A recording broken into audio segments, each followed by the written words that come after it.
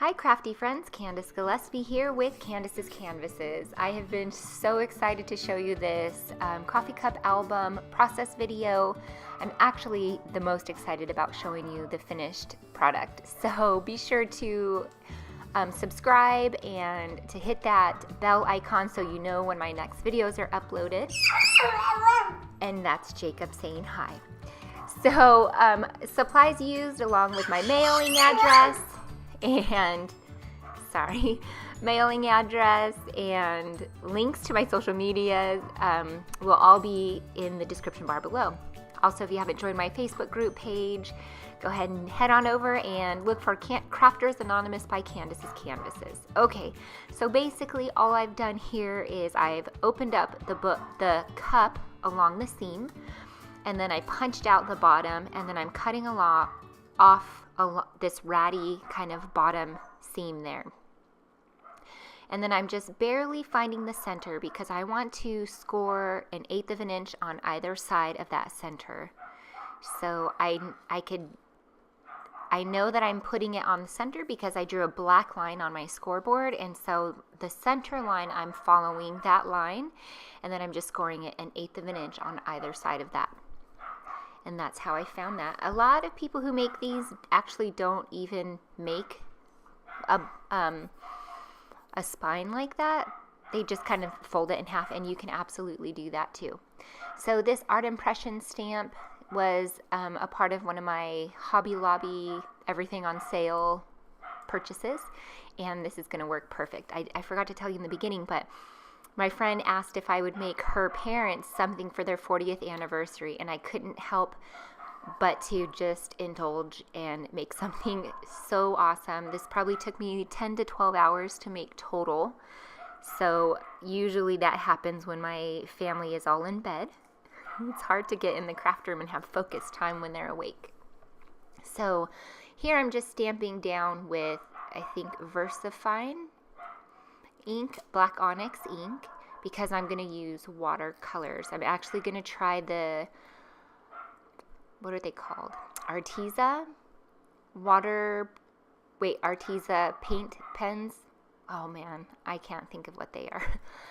But the reason why I got the Artezas instead of the, what the other popular ones are, my brain is slipping, the Real Brush pens, is because I didn't want to spend a lot of money on something that I wasn't sure if I was going to like or not. So I thought I'd try the inexpensive version that I hear is a really good comparison to see if I like it. And I think that after coloring this, I honestly couldn't tell you if I liked it or not, because I think it's something that I need to play around with. And this is my very first time trying it. And here, it didn't spread very, like it didn't break up that outline that I thought it would. I was kind of expecting it to do that. So then I came in and colored it more, but I can't honestly tell you that I don't like them for this, because I just don't know if that's what they're supposed to do or not. So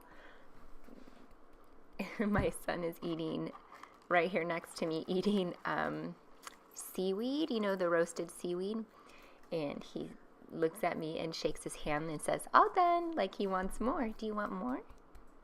I don't know more.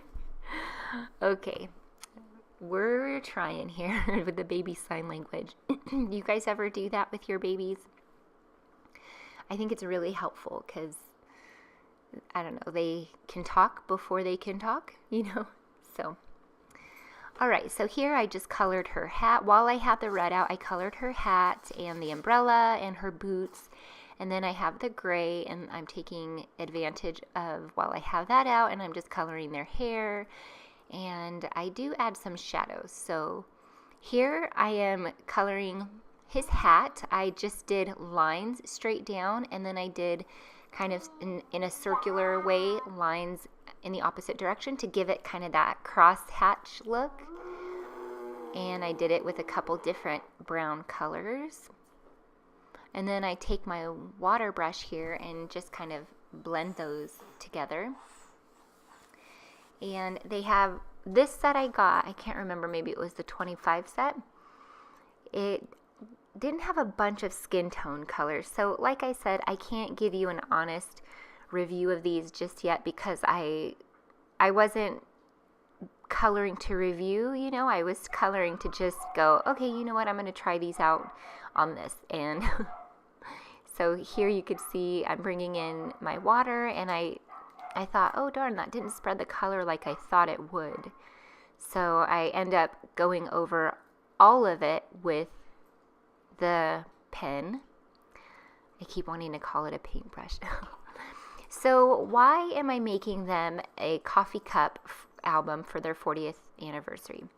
The answer to that is because my friend's mom loves coffee. So I thought, how fitting making a coffee cup album full of memories from the 40 years that they've been together.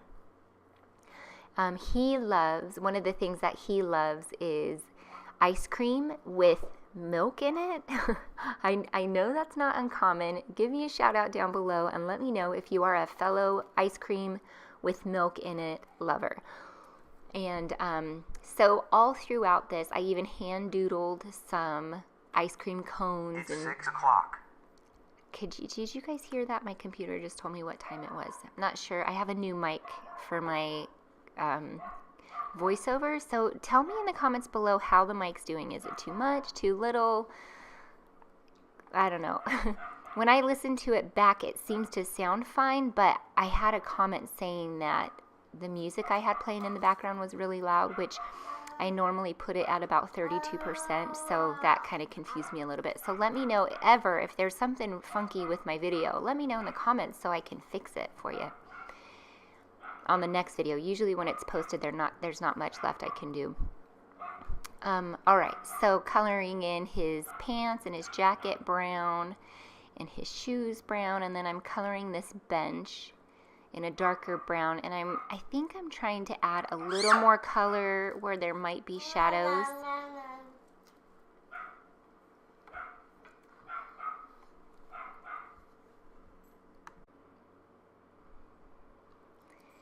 Okay, I think I'm done here. I know I'm still zoomed in, and I will eventually zoom out. But so I am going to fussy cut this, and it wasn't too bad. I do kind of cut it out a little bit so you don't have to watch the whole thing. There it is. And then I am going to center it on the front of this cup. So I'm bringing this measure, mix and stir paper pad, which is so cute. Got it on sale at Hobby Lobby. And I die cut a circle out, and then I just, with a paper piercer and a foam mat, I just pierced holes all around the perimeter of that circle. Perimeter? Diameter? Oh, brother. I think you know what I mean. Then I'm going to stick foam tape on the back of it and then stick that in the center of that circle. And then this is what I'm going to use for the center of the cup. So I'm also going to stick that on with foam tape. So grabbing a little more of that foam tape.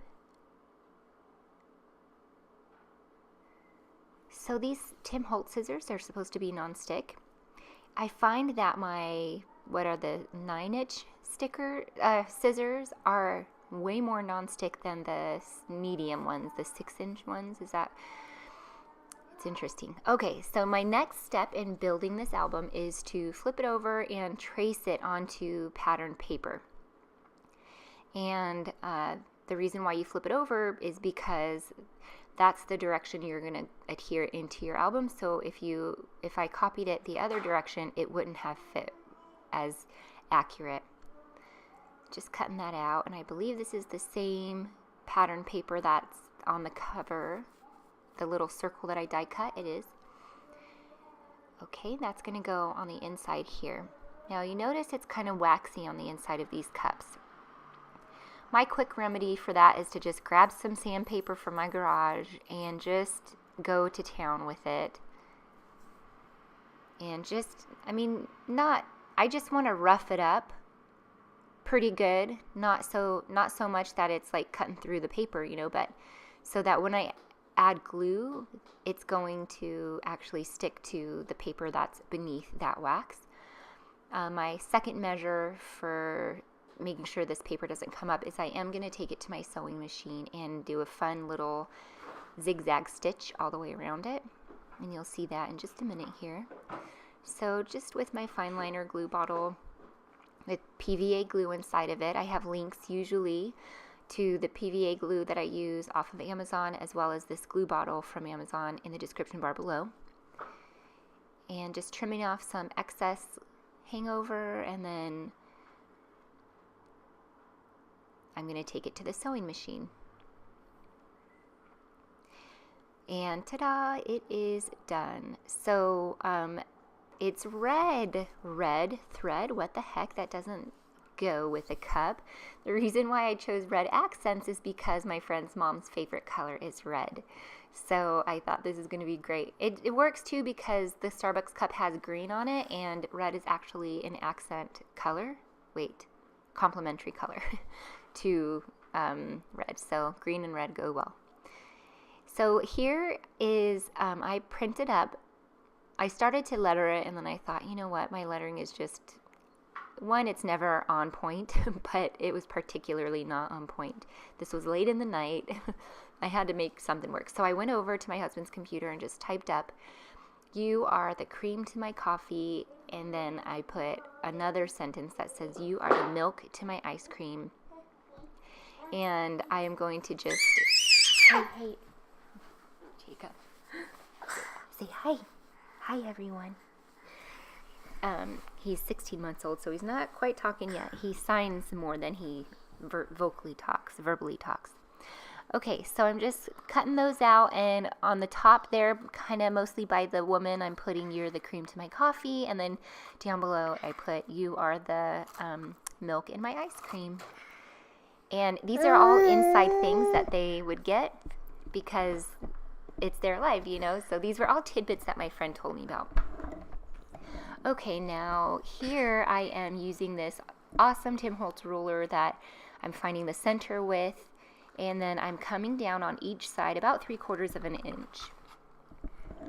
And then I am going to put 2 marks, make sure they're about, I'm just dividing the space I have and putting 2 pinholes in between all of it. So I hope, oops, sorry, the mic fell, and my son has a wooden spoon here. So then no. Sorry guys, this is real life here. Yes. Okay. Okay, so I ended up putting 2 holes on each point that I found. So there was 2 on the top, 2 in the middle, and 2 on the bottom. So I'm using the same paper pad to make sure everything coordinates.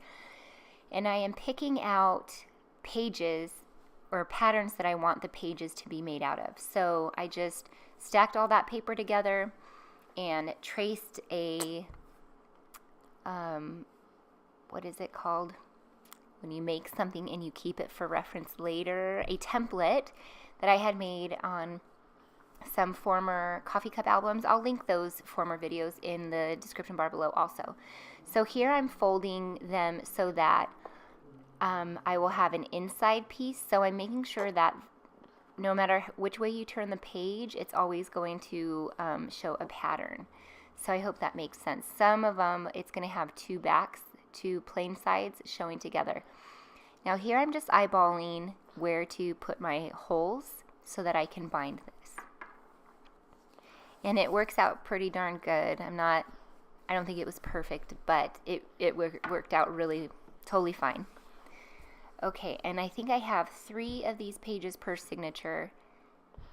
And then I'm just making sure that I don't have too similar of patterns hanging out together. So I just adjusted those. And then this is just some embroidery thread that I'm threading through a needle. And then here I'm going to show you real fast. It looks like I'm starting at the top, but I usually start in the center. So I adjust that. go through the center, come out through the top, back in through the top, and then out through the center again, and then go in through the bottom hole toward the inside. And then I swing my thread under that first stitch. That way I can get it nice and taut. And then I tie it in a double or triple knot. And for some reason, I like to break the thread. It just happens. It's not a problem though, because I just glue it. So here, I put a little dab of glue on the knot. Okay, here I slowed it down to my regular snail speed. And I'm going to start by going in the center. And then through the center of the album, up through the top on the outside, through to the inside top of my signature, back through the middle on the inside,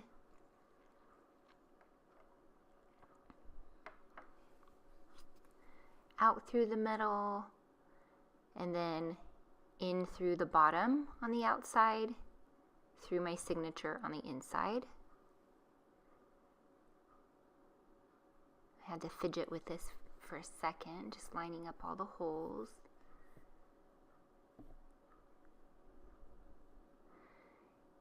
And then what I like to do is I like to make sure it's nice and tight by trying not to break my string. But you just kind of, pull it nice and tight without breaking your strings.